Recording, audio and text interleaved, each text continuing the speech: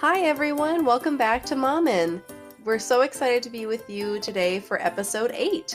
I'm Jessica. And I'm Megan. So what's been going on with you, Megs? So we just had childcare this weekend for the first time in a long time, and I'm still tired today somehow. It almost felt harder to go back into routine, but it was our anniversary and our parents took the kids overnight, which was so nice for us and the kids. Asher was so excited. I don't know if I've seen him that excited in a while. And he was so anxious to get antsy, I should say, not anxious, to get over there that when we forgot something in the house and he said he wanted it, he's like, but go fast, mommy. And he was just so excited to get there. And now he's saying like, oh, I want to go back for 5 nights. I hope mom and dad are listening. Yes, maybe they'll do it. Just kidding. 5 whole nights. That'd be amazing. Who knows what he would really do?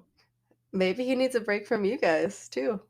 I think he did. Yeah. And so we didn't do anything fancy, but we ordered really good food from a restaurant we like and ate it in our living room while we watched TV, which doesn't sound romantic at all, but we don't even ever watch TV in there. We don't even have a TV in there, but we brought it down and didn't try to be quiet because the kids were sleeping and enjoyed dinner together without kids before 8:30 p.m. So it was really fun. And then we went on a walk alone together the next day and like picked up breakfast. It was very refreshing for that day. Hey, that does sound nice, actually. Yeah. Just the not having to tiptoe around your house for a little bit sounds really nice. What anniversary was it? I can't remember. I'm sorry. It's our 11 year. We got married really young. I was 24, which I couldn't remember, and then I realized I could just subtract my age. Oh, wow. Well, that's exciting. That sounds like a fun anniversary.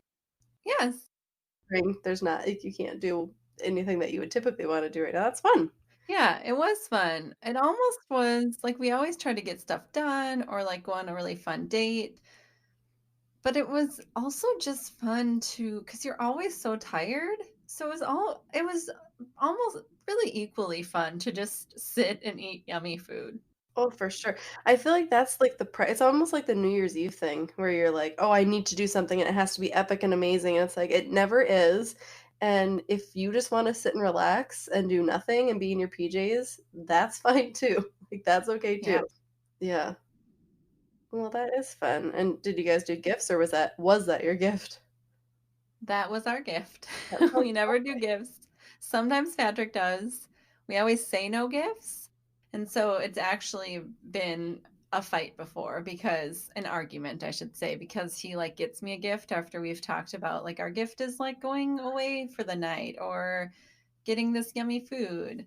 And so this year he came down the day before and he's like, we're not doing gifts, right? And I was like, no, we're not, right?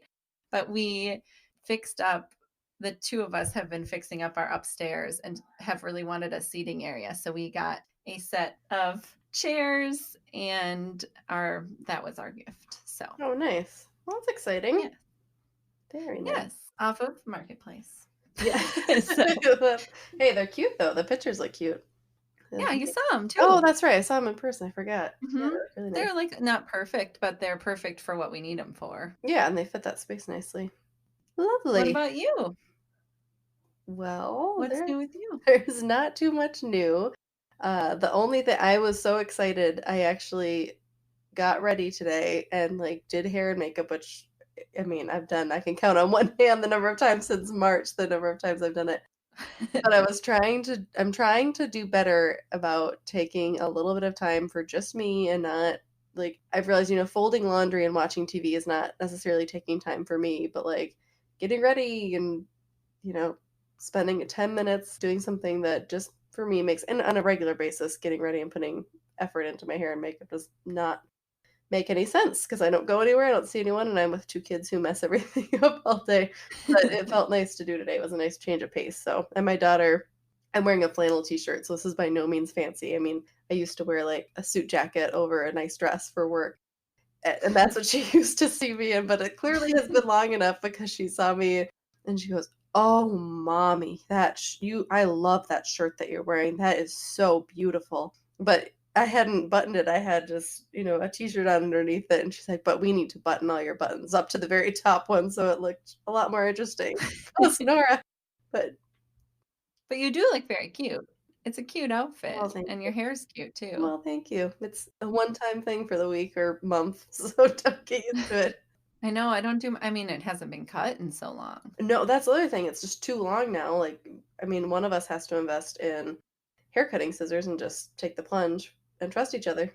I don't I don't think that anyone's trusting I would have you cut my hair. I would let anyone cut mine at this point, I don't care. I really am bad at cutting hair. Well, we'll see. We'll see what happens. Maybe mom. We'll figure something out. I'm not too worried about it, but it would be nice to have it a Maybe little shorter. Sean. Maybe Sean. Sean, my husband. Yeah. Yeah, I'll pitch that idea to him. He probably would, I don't know. I'm gonna ask him after Yeah. this. Yeah. Yeah, you should. So this week we talked to Jenna Searby. I know Jenna personally. We were nurses in the pediatric ICU in Washington, D.C. together. And now Jenna is a certified infant and toddler sleep consultant. As I said, she is a pediatric nurse and she's a mom of 4 kiddos. She is the owner of Wink and Bundle, which is a pediatric sleep consulting company that is based in the DC metro area. So, just a little note, our audio on our end is not perfect in this episode. We realized we were doing something not exactly right for a few episodes. We are not technology wizards, and technology is definitely a learning curve for us. So, it's just a little off, it's a little fuzzy. It's nothing awful, but we just wanted to put that disclaimer in. And we have fixed that for future episodes, but we hope that you will still take a listen to her episode. She's a wealth of knowledge and has great information to share. So it was great talking to her. We had so much fun learning more about the sleep side of things. She answered some sleep questions, but as well as her life as a mom of 4. We hope you enjoy this episode. Thanks for listening. Hi, everyone. Hi, Jenna. Hi, how are you? Good. How are you? Good. So good to see you You too. or hear you. Yes. Thank you so much for joining us. We're so excited to have you. Oh, I'm so excited. This is so fun. We're glad with these. Anything to get out of bedtime. Oh, It's sort no, of a rock on. right. I was like, I have a podcast to do. I'm going in the dungeon of my basement. Peace out. It really is a win. It is. Win for everybody.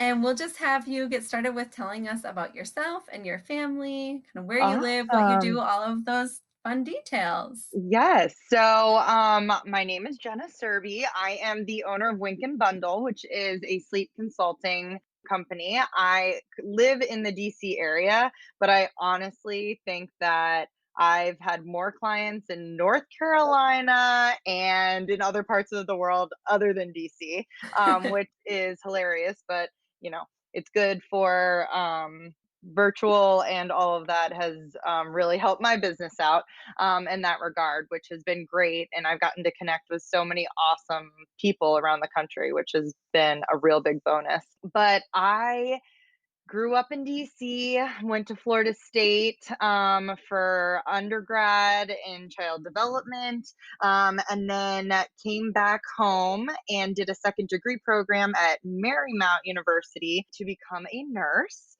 My first and I'm very loyal, but my first and only hospital job was at Children's National in DC. That is where I met Megan, and I was there for about 8-9 years. I started in the PICU and then went to float pool, where I was able to do PICU, NICU, and CICU, which is cardiac ICU. And it was, it's a dream job as a new grad to have that job. I mean, I think you would agree with me, Megan. It's just Mhm. kind of, you're thrown into it. It's the most, pretty much feel like you go into nursing school all over again to relearn everything. And you take care of the sickest of the sick, and you cry because these are children. And you end up helping a lot of families in their worst days. And as rewarding of a job is, nursing just in general is kind of hard for being a mom too, which doesn't seems a little weird, because you'd think nursing is the greatest job. You have days off and your days on, but when you have a husband who's traveling all the time and no childcare at 5:50 when you need to leave for your shift, it just started to get pretty complicated. So Mhm. at after I had my third baby, we decided that it was probably best that I exit hospital life. And as great as it was for my family, I really found that being a stay-at-home mom is the hardest gig out there. Like, I will, Yes. like, straight up, like, so much respect. If I ever doubted a stay-at-home mom, it is grueling, it is lonely, but it is so rewarding too. So you hate complaining about it. But I still had this weird feeling that I was like missing something. I was missing being helping families in their time of need. So I seriously was kind of like racking my brain. And I know that sounds so funny when I'm like taking care of, 3 and 4 little kids under the age of 7 that I need to help other people out. But I just was at the point where I needed that outlet again. I missed it so much. And I was brainstorming so much and was like, is lactation something that I would be interested in? I literally was trying to think of the main points in being a mom where I was like the most in need. Mhm. And breastfeeding was definitely something, but the other thing for me was sleep. I was exhausted. And as Megan knows, working shift work and night shift that we all did, I was like, oh my gosh, I'm gonna be a pro at this. Like, I'm literally like, I got this. My body's awesome, but it's just a different kind of exhaustion. So Mhm. I started researching and got certified to be a sleep consultant, and I have enjoyed every minute of it. It's been really great kind of talking to parents when they're like at their like, if I don't get longer than an hour stretch of sleep tonight, I'm going to lose my mind. Mhm. And working with them through the process to see that pretty ribbon at the end is just beautiful and awesome. So that's where I'm at now and how Wink and Bundle started, and I'm I'm loving it. That's awesome. Are Yeah. you still keeping, this is just a curiosity question, are you still Yeah, keeping up your, like, nursing license with all this, or I am. you are? That's awesome. So I have like, I'm like spilling all my beans right now, but I have grand plans for Wink and Bundle. I definitely want it focused on sleep because I think it's, parents aren't good functioning, children aren't good functioning or growing if they don't have it. But I really am wanting to bring in a lot more of the nursing elements that I think are, people think that everybody knows, but when you sit back and you're like, oh my gosh, I didn't know that. Or, I think teaching parents CPR is such a huge thing Mhm. that needs to be done. And at some point, I would love to incorporate that into the business. So, yes, I am keeping that around for all of those logistical reasons, hopefully down the road. Yay, I love that. Yes. Yeah, Yeah. yeah. No, I mean, I don't know when that will be. COVID's kind of Mhm. put a wrench in my like 5-year plan, I guess you would say. Just cut this But year out. exactly. I figure this is like a lost year, right? Oh, for Yeah. sure. So I have to know, the emails or the inquiries that you get from people, are they Yeah. all from 3 a.m.? Are Oh all my the gosh. emails that you're getting? I wake up to a lot, and I'm I'm sure sure it's you people do. I like literally like in their dark room with their phone Mhm. breastfeeding, like trying to, and it, my heart just wants to go through the computer and just be like, we can do Like, we got it. Like, with a little work and a change in a routine or schedule, like, we can get you there. But it is. I do. I wake up to them in the morning, which is very funny. Oh, yeah, I think we've all been there on the Yeah. phone, Yep. middle of the night. Yeah. Well, how many times have we like Googled how do I get my baby to sleep through the night? I mean, I think I even did that with my third being like before I started all of this, and it was like one of those trigger things for me that I was like, no, this is where people need help. 100%. Yes. I still have not told my husband how much money I spent in the middle of the night with my Oh, second son. I'm I sure. bought everything under the sun, because I was the one nursing. So Yeah, I'm hoping he's not listening to this one because I spent so much money on things that never worked. I know. It's No. And that's honestly what I try and tell a lot of people too is, you can buy the swaddled, 10 swaddles. And then but if you look back, that's just the price of us working together. I think if Mhm. people were to kind of like add it all up or, all the potential reasons why your baby's crying or I had one client who told me before we started working together, she bought a vibrating swaddle. And I was like, oh my gosh, like I had never Oh. even heard of this Mm. before. I'm glad I caught her before we used it. But the things you can find on Amazon. Wow, yeah, I didn't know that existed. But it's true because a swaddle, I mean, wouldn't it be great if a swaddle was all it took to I know. fix sleep? I mean, I know. that'd be amazing. It It would be the would be dream. amazing. It would be the dream. Clearly, it doesn't work. And I'm not sure if I missed it. Did you go into the ages of your kids I didn't. right So I have now? Okay. four. And my oldest is 8. He just turned 8. And then I have a 5-year-old who just started kindergarten. And then I have a 3-year-old and a 1-year-old. So we are a little busy over here, but Oh, they keep yes. me on my toes. That's amazing.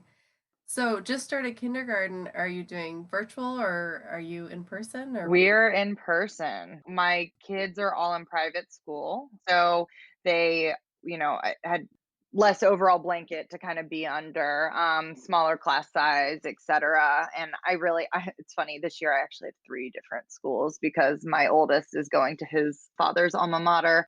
But it is the work that these administration and teachers have done to prepare a safe environment to the best of their ability it's been wonderful and very, you know, I know they put a lot of work into it. So I'm very appreciative as a parent.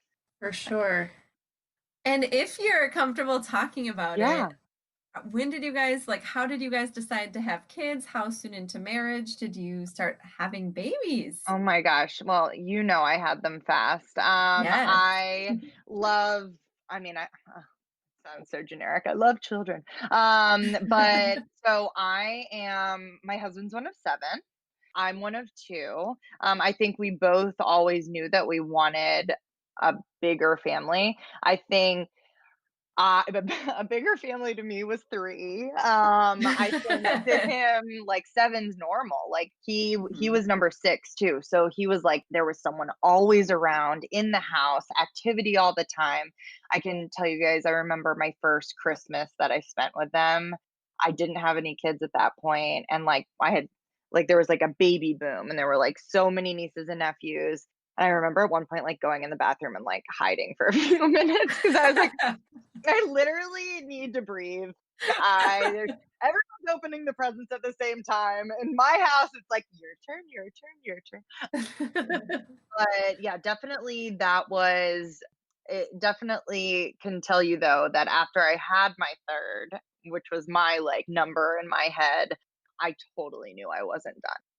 I have no idea if it holds true. I had a friend once tell me that like you'll know when you're done. And if you don't have that feeling, like leave the door open. And it was sweet because I knew my door was open and here comes Desi. So that was good. My sister's adopted and adoption has always been on the table for me. I really think that more children to fill this house would be amazing.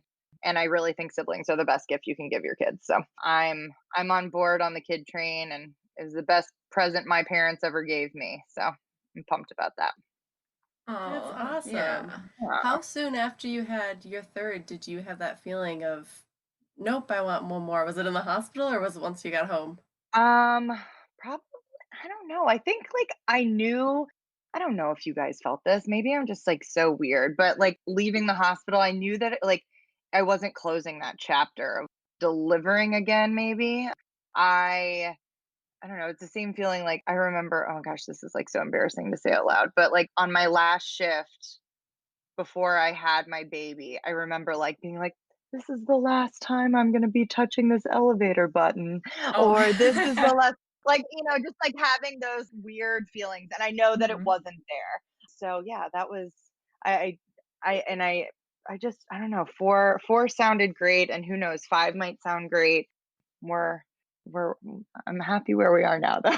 I was gonna say, like, when we adopted our Yeah. second, but I was like, yeah, this isn't our last one. And now my Yeah. kids are 3 and 1, and I'm like, oh my, I cannot think of having another Yeah, child. I don't know. It's just it's not, I'm kind of just open.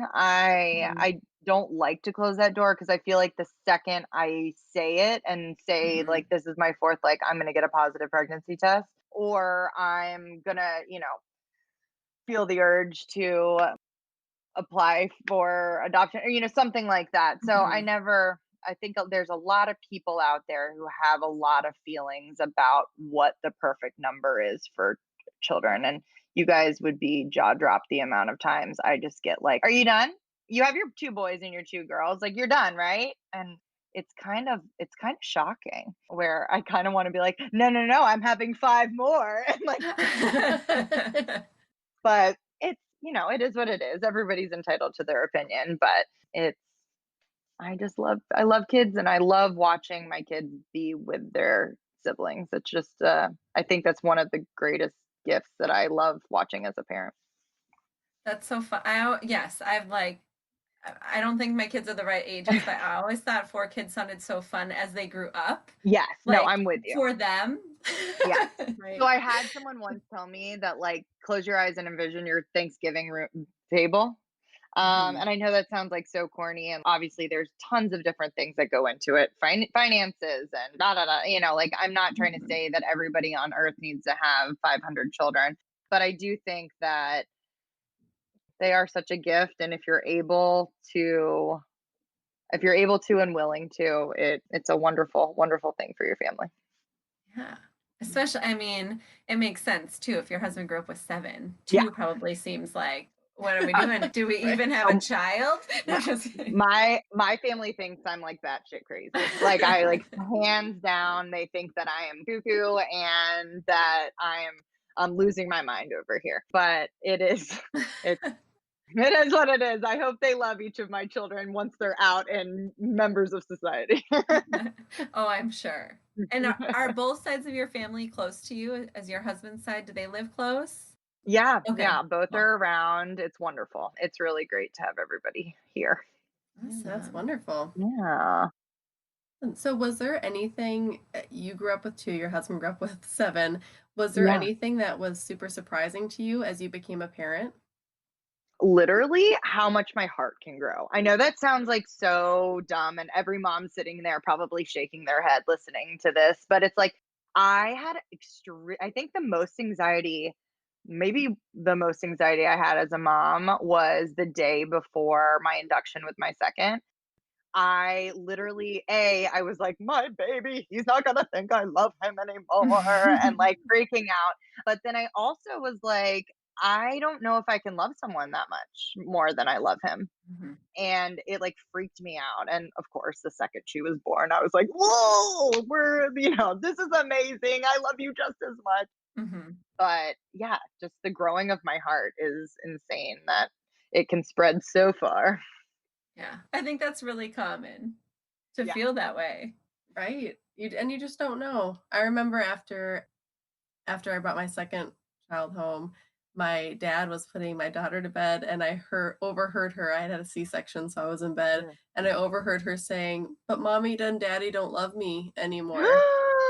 And you better believe I hightailed it out of there, stitches and all. I love you so much. Oh. Oh my gosh, that would have broken me. It was Um, the worst thing. I think my dad was like, "What are you doing? Like running in here?" But yeah, it is a fear, but they love it. And like you said, the joy yeah, of a sibling for sure. yeah. No, it's great. And do you have anything in your mind that's the hardest part about being a parent?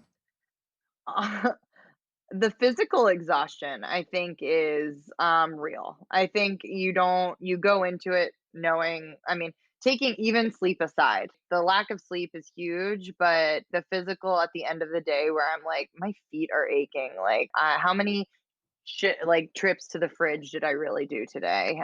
And I had someone once tell me, like, overheard me, talking about my feelings in this, and she goes, "Oh, you just wait." And I was like, Wait for what?" And she was like, "You're physically in it right now, but like you're mentally going to be in it when they're older." And I was like, "Oh, well, thank you." But I mean, it just made me think, oh my gosh, you're right. When they're little and we're running around after them and making sure they're not putting their fingers in outlets and running into the street and all that kind of stuff, like that's where we're at in this phase. But I can only imagine the mind exhaustion that's gonna happen once we get these ones into middle school. Oh, yeah, I know. I know. Uh, No need to worry about it yet. I know, right? And that's not Right. going to happen for a while. Exactly. And it's true. And It it sounded is. like you kind of said, I don't know if the best part was your heart growing or if it's something else, but what are like your favorite Yeah, parts? honestly, watching my kids succeed is seriously where, I mean, I break into tears. Like every dance recital, baseball game, or like hit, or my son came home from his little like third grade orientation where he knew no one. And I was sitting here being like so nervous for him all night. And he like he got a shirt from the school, and like literally guys, he's never done laundry in his life. He slept in it last night, woke up, and then asked me if I had any darks because he just needed to do a load, but it was purely Oh just my so he could gosh. wash the shirt to wear it again today. And it was just so sweet that I was like, he conquered last night and he like talked to people and made friends and is so excited, and it just warms my little heart. Oh, that's so sweet. Yeah, it's such a I big know. moment. I I think the know. laundry is a big moment too. I know. I was like, okay, well, mom still needs to supervise this, but I could envision the whole like washing detergent all in there. But he Yeah. did great. Of course, he only took, just like his father, took the one shirt out of the dryer, and not all the rest of the dark. Shocking. But we'll work on that. We've all been there. Yes. Yep. I know. So I think you already touched on your decision to become a sleep coach and what that was like. Is there anything Yeah. more that you want to share about that, about what led to that? No, I really think that no, it was honestly just being able to be there and help out and help someone when they're in one of their biggest times of need has really been rewarding. Most of my clients will purchase a sleep plan that includes support, and it's just so awesome to be with them at the highs and lows and talk them through like, for example, like night 5 of sleep training is a known, or 4 and 5 are like a 50-50 chance that your kid is going to regress. At Mhm. like it's what I've seen, it's crazy, it's there, and it is something that like I love that I get to prep these parents and like have and guide with them. Obviously, if people buy plans without support, I try and get them all the info beforehand. But it's been really great and rewarding to be able to be there for these families. That's awesome. Yeah. I was Yeah. gonna say ask if your kids had a lot of sleep struggles, if that played into you wanting to transition. Yeah, no, so definitely my first, I mean, I had no idea. Like I said earlier, like I thought I was some like nurse superstar, and basically all I knew is to swaddle and change a diaper. I definitely like, if he needed an ICP monitor, like I was on board, but it was not it was not a thing that I was able to read his baby tells and all this kind of stuff. So to be honest with you, and I will flat out admit it, I did not do a like Lamaze class. I did not do Mhm. any prep because I thought I was invincible. So it definitely made it harder for me coming out with him.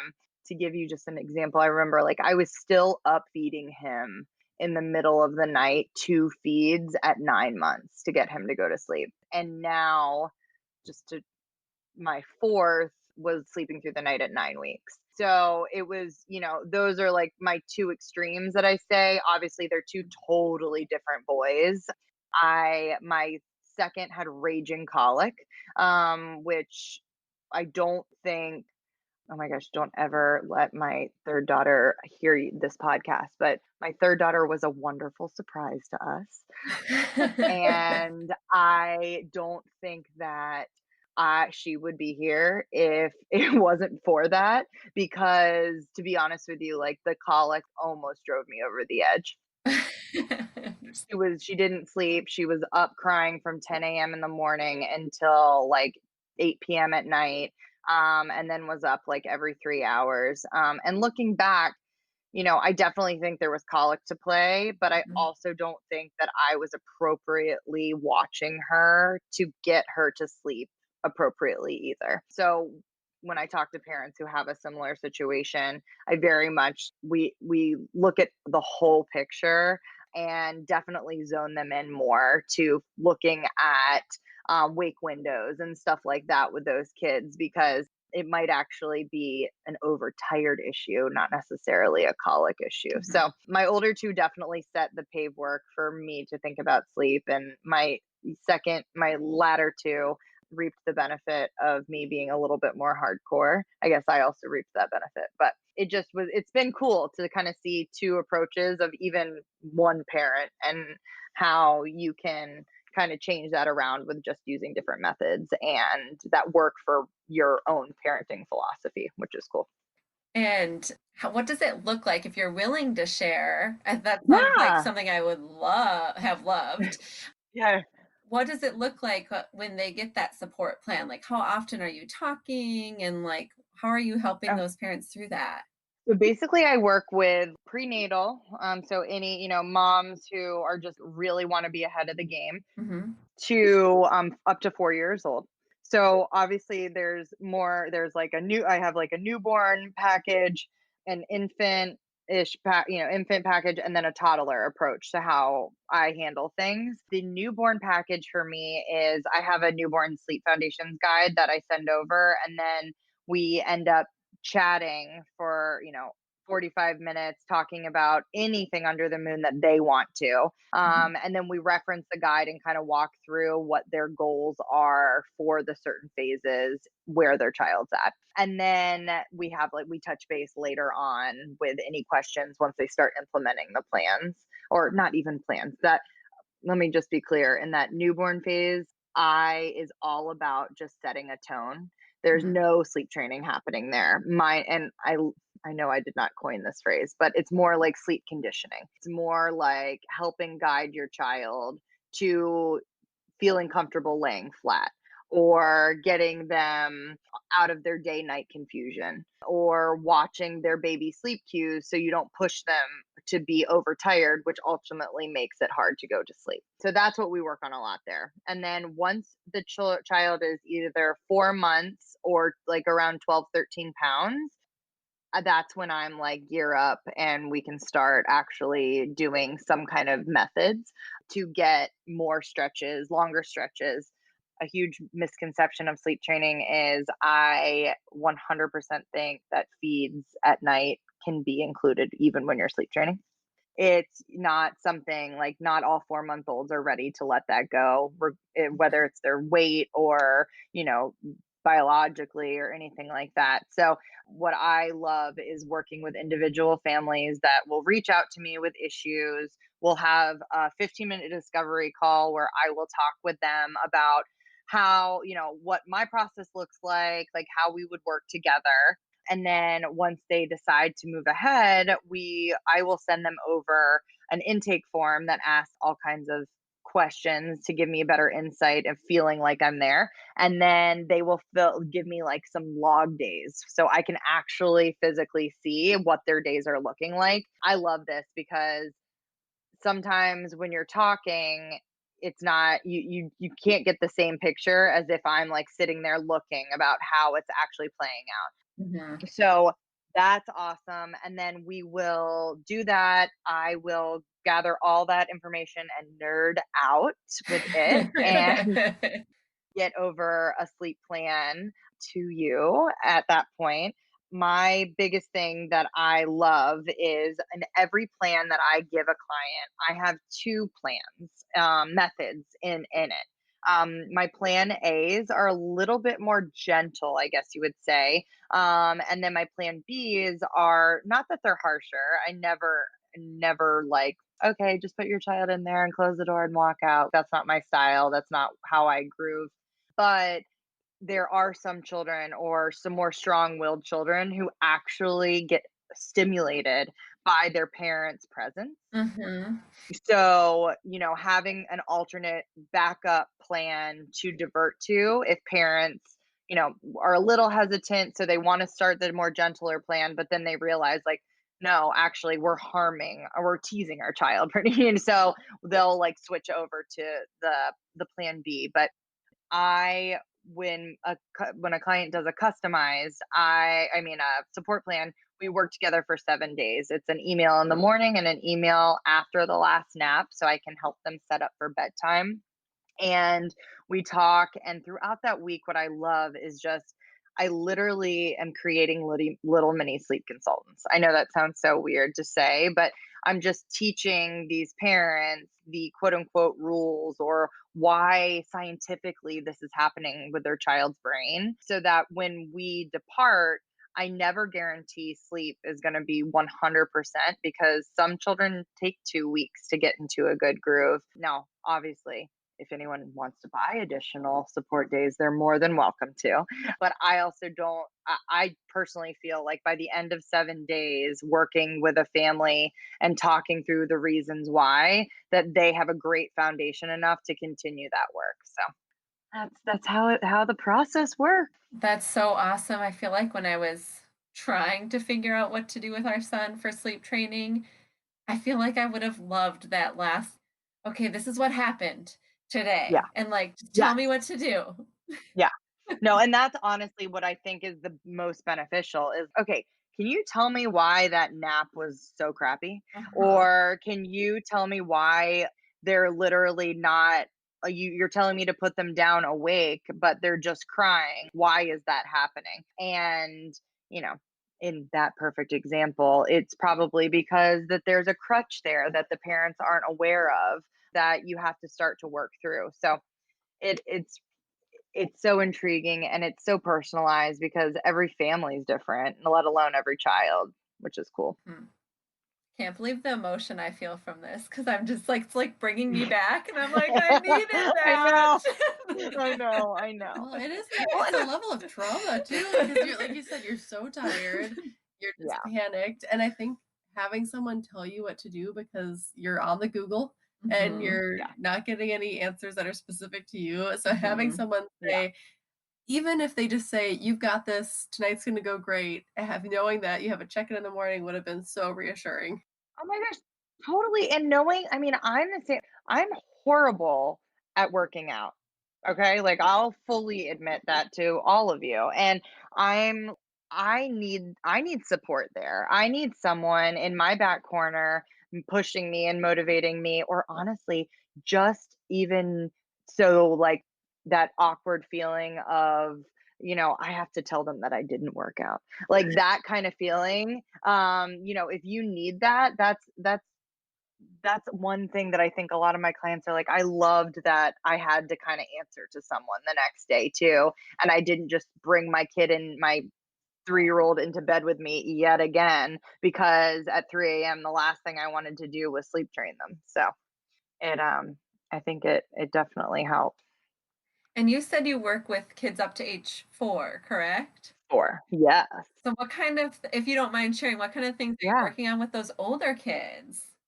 So the older kids are all about building physical boundaries. Like I said, that example right there of, it's 3 a.m. and they come into mom and dad's room. If they've gotten into a habit of getting pulled into bed, or they've gotten a habit of getting milk every single time that they wake up in the night to get them back to sleep, or parents coming in and laying in bed with them when they woke up to go back to sleep. All of those little things are just building these repetitive habits.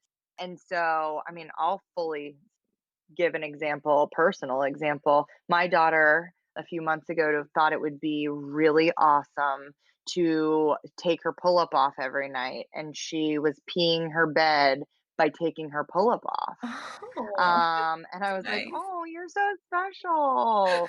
So, but of course, I can't let her sleep and pee. So it just got into this constant repetition where she knew that that would bring me into her room, Mhm. and that would get her attention. They're So, so smart. yeah, They're so, I they're mean, so smart. They're yes, and so we don't give smart. them enough credit. Like, the first time, it wasn't that, but then Exactly. Yeah. But she got the hang of ripping those sides on that pull-up.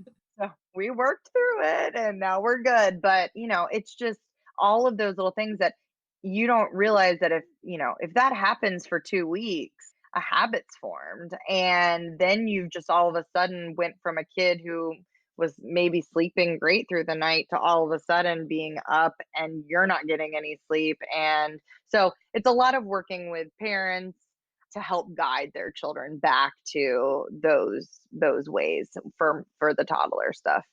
And working, the thing that I also didn't mention yet was a lot of the times I if I can look at those logs and see that like this could all be helped with a shift in your schedule. Mhm.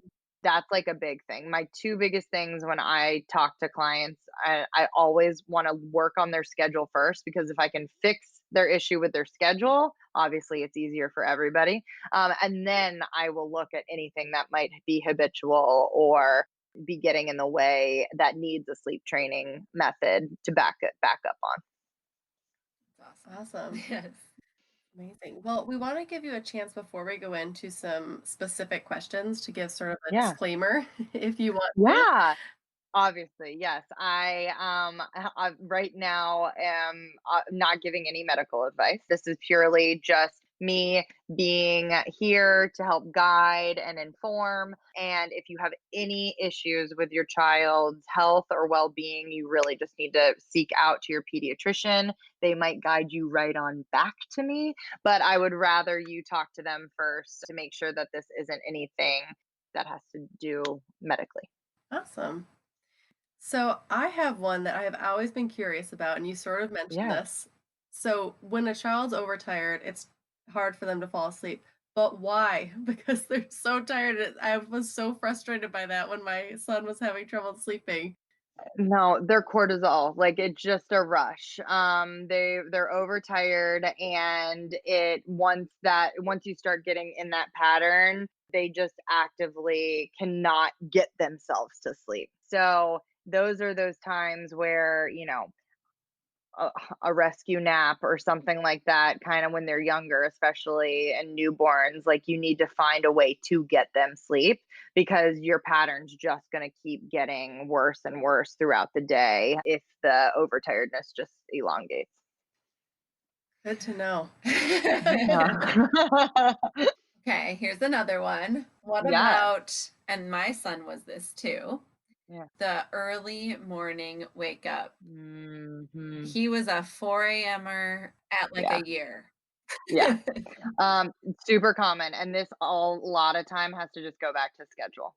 I think that there is a huge thing in America, the world, that believes that a set bedtime is the most important thing that you can do. And while I agree with that and I want to make it to that bedtime eventually, having an overtired child or a child who has been awake too long from their last nap to bedtime, you 100% are going to see an early morning wake up. It's just what happens, it is insane the amount of not only early morning wake ups, but middle of the night wake ups, or the most classic sign that your child is overtired before bed is if they wake up, even just for a little, 30 minutes to an hour after you put them to sleep. Oh. So if you like put them to bed and you like hear on the monitor like a scream, or like even if they can self-soothe themselves back to sleep fast, that is probably a good indicator that there was way too much time between that last nap and bedtime. But there's a ton of little factors with early morning wake ups that that's the main thing, is just they're overtired. Mhm. And there's a bunch of ways to kind of fix that. One being moving up the bedtime, even if it's just for a short term to help their sleep debt. But this even, it happened. My sister called me the other day and she was like, "Oh my gosh, like my baby is not, he's just waking up at early." And so I go through my checklist with her. Number one reason kids wake up early is because there's too much light in the room. I know it sounds so crazy, and I know all of us sleep consultants are like preaching darkness, darkness, darkness, but we have a reason behind that. Between 4 and 6 a.m. in the morning is your lightest time of sleep. So for a child, they've literally like they've rested all night. So if they are awoken by anything in that time period, primarily light, it can literally, that light on their eyelids can shut off their melatonin. So they have no, they just want to wake up and be ready for the day. And so I always talk about darkness. And then I had a point here. Oh, she was pushing her bedtime a little too late, and she did it earlier, and she was like, "I just feel like this is wrong, Jenna. I just feel like this is wrong."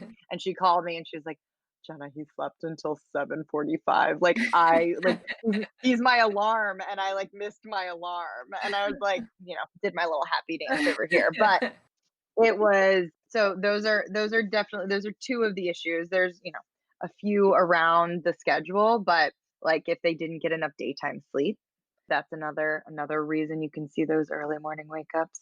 Do you want me to just keep going on forever? No. No, I love it. But yeah, no, there's those are one of the biggest things, one of the main questions I get, to be quite honest. Sounds like common things go first, but you might need to consult with someone Yeah. like you. Yeah. Yeah.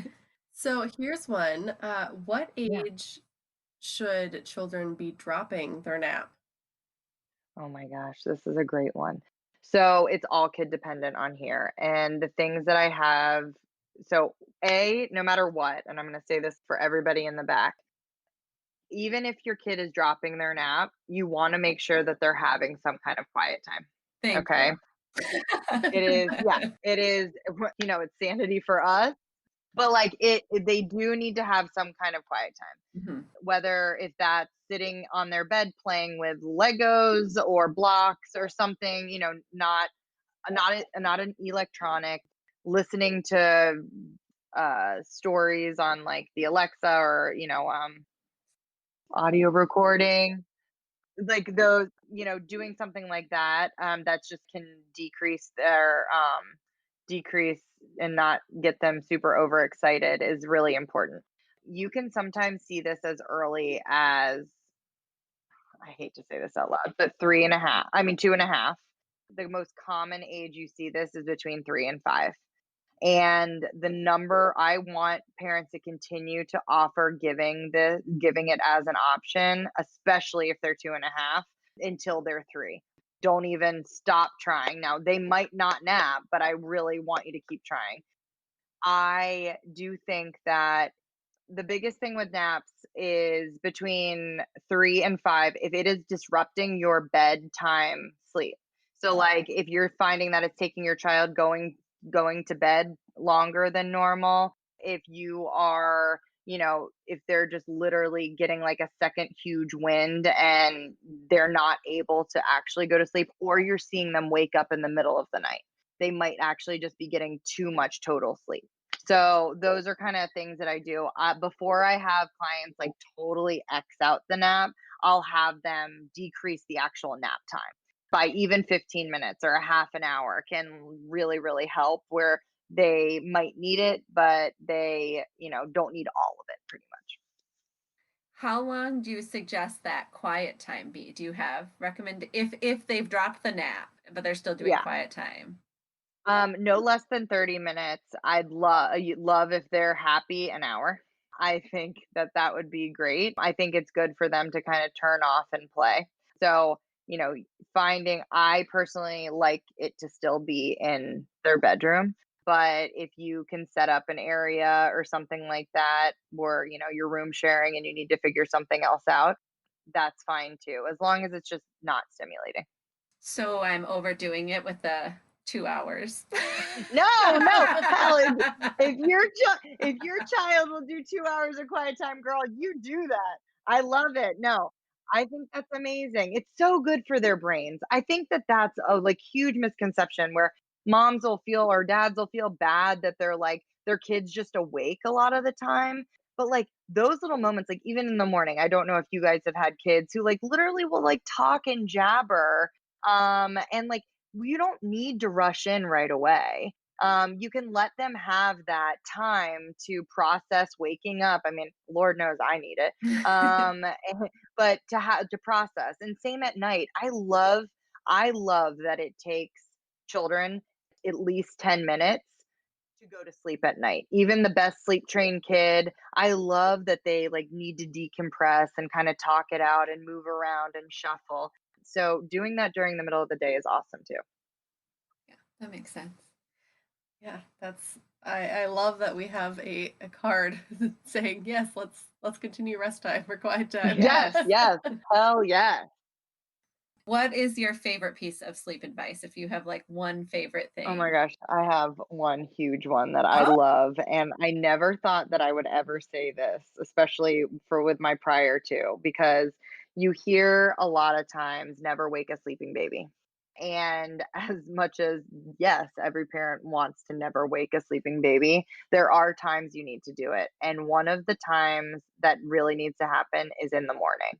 If you are looking for a predictable schedule and you are looking to keep that predictable schedule up, as well as help set their nap times so that they actually can have little bursts of melatonin, their bodies become aware that it is nap time. So babies have a natural wake up between 6 and 8 a.m. every morning. Some babies are like 6:15 on the dot kids. Some kids are like 7:15 on the dot kids. Some, it takes a while to figure that out. So like if you're just sleep training and the kids waking up at 6, give it some time. But if you can find that time that's appropriate and you make sure that you're staying around that zone with them so that their naps are accordingly the same times too and bedtime, like you'll find yourself getting into an amazing pattern. thank you. Yeah, that is good to know. Especially if you are trying to get out the door for daycare or Yes, you have older kids, you do need that routine. And I was heard never wake the sleeping baby, so I never wanted to, but I that know. Mhm. throws a wrench in your No. morning. No, no, it does. And especially, I think the hardest thing is, especially for my daycare parents who are like, we have to be up by 6:30 to get our life going, to get out the door. But the hardest thing is like doing that on the weekends when your kid's like, oh, I'm going to keep sleeping.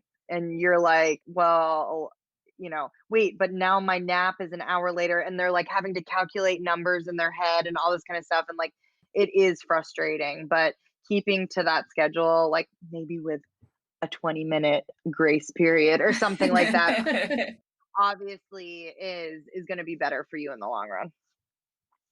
That's Awesome. awesome. Yeah, thank you for sharing that. And Of thanks for all the course. Oh my gosh. sleep education. Of course. Anytime.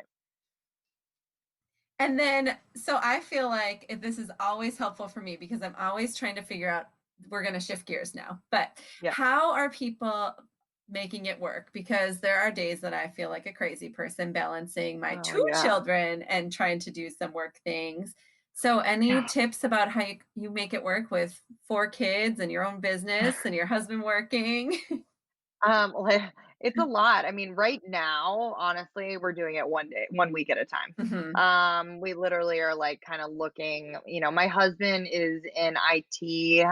So he's can be on the computer and working from home and obviously has been home for a while now, but it's kind of it's one week at a time. I think the my husband's super supportive of this endeavor and can, give as much time or grace or bedtimes that he can do. But I think the biggest thing that helps us, honestly, not only as a couple but as a family, is by letting both of us also have our alone time. Whether that's like a virtual date with a friend on a computer or going and working out or, you know, getting, I don't know, going on a walk in the darn neighborhood or something. But just letting each other have some space in that, it kind of like rejuvenates us and refreshes us to come back and like take on these four crazy, awesome, chaotic children of ours. So that's right now it's by the week. I'm hopefully in the near future we can figure it out in more long term. That's great advice, though, for Yeah, sure. yeah. Alone time. And what do you do? You sort of touched on it maybe with Yeah. the walks and everything, but what do you go to for self-care? How do you rejuvenate for yourself? Oh my gosh, it's so great of a question. So, as Megan knows, I got a Peloton and I am so obsessed. Yes. Um, so not, and it's so funny. So I know I might have talked about this earlier about how I'm so bad at working out and the accountability is just huge for me. But my best friend from college lives in Ohio, and she started doing this program and got me on board doing it. And so right now, like that is my full focus on my me time and enjoying being on the bike and working out and the app. And it also is very nice that we check in with each other every day. So I get a little bit of her every day now that I didn't used to. So, but yeah, that's my me stuff right now. That's awesome, man. You and Megan. Yeah. Yeah. Don't get me wrong. Like, I love a good case of Oreos and sitting on the couch watching like a chick flick. Okay. Like, I think I probably would take that over the Peloton if I needed like some true self care. But the Peloton just sounded like so much better to say out loud at first. They're both self-care. Totally. They are. They are. And you've kind of touched on this, but maybe there's Yeah. something else you'd like to mention or elaborate on that. I don't know. But a goal that you have for you and your family, or just for yourself, either short-term or long-term goal. Same for both. Okay. I really think it's to be like more spontaneous. I, you know, I sometimes get frustrated. I mean, I'm deep in the weeds right now with these young kids. Like we literally have to take like a truck with us whenever we go anywhere. And we like, have nap times and essentials. And I'd love to just pick up on a Saturday and be like, we're going here and on an adventure. So long-term goal, that's the family I want to be. Short-term goal is being spontaneous in that I need to just let the dishes go. And like, I need to be able to like just shut that off or the cleaning brain off, and be more present with my kids. And we'll get there one day. It's so hard. I know. Very hard. No, it really is. Those are really great goals, though. I love that. Yes. And do you have any favorite piece of parenting advice that you would give to someone or that someone gave to you that you really, really resonated with you? Yeah, kind of piggybacking off of what I just said, I really think that I've hit into the larger family territory with four kids now. And it's serious. Someone once told me, like a mom of five told me, like, you need to set your expectations a lot lower for your everyday. You need like you can't allow yourself to feel that you're failing every day or you're just going to like be miserable. So she was like, you literally need to prioritize one thing every day that needs to be accomplished. And if you accomplish more than that, that's great. But that if that one thing's done, then you're great. So that's what I try and live by every day. I love that. I haven't I heard know, that. right? No, I haven't Just either. one thing every day. Oh, Siri decided to say that she was on it when I said that. Perfect. Oh, She'll keep Keep you She's on it. accountable. She's like, I bet you she set up a reminder for me to prioritize one thing every day. Well, now you're not forgetting. That's Oh, fantastic. I love I'm gonna that. start doing that though. Take one thing every morning Mhm. because then you yeah, won't feel the guilt of, oh, I didn't do right? this, this, this. Yeah, I know, that is a totally. wonderful tip. Good. I'm glad that I will tell that mom I'm sharing that wisdom with others. Yes. And then kind of piggybacking off of that, very similar, but Yeah. any activity or product that has been really helpful to your family recently? Could even be a Okay. spoon that works for your kids. Yes. You're gonna like really laugh at this, and I know you're probably looking for something much smaller than this, but I my minivan that I just got is honestly the best thing that could have ever happened to me as a mom. And you guys have no idea. I literally, you should talk to every single friend of mine. I was that mom who was, I will never have a minivan. I'm not going to do it. My kids will be strapped to the roof before I have a minivan. Like, absolutely not. They're ugly. They're like a walking mom tag. I'm just done. Like, just because I'm a mom doesn't mean that I have to be a mom. But my car died that, and it was one of those times that I had to financially suck it up as, a responsible human. And we ended up going the minivan route. I literally told the car dealer when we were there, he was trying to show me, I was looking at a Suburban. He was trying to show me the minivan. And I was like, don't even waste your breath. I don't want to go on a test drive. I'm not going to do this, not whatever. And we came home and ran the numbers, and I was like, I have to do this. But it has been amazing. We ended up going with a Chrysler Pacifica. If Chrysler Pacifica wants me to sponsor them, that's totally fine. But I love it. It has been so great for my family. The amount I can actually put groceries in my car, whereas I couldn't with my Acadia. So that is a huge plus.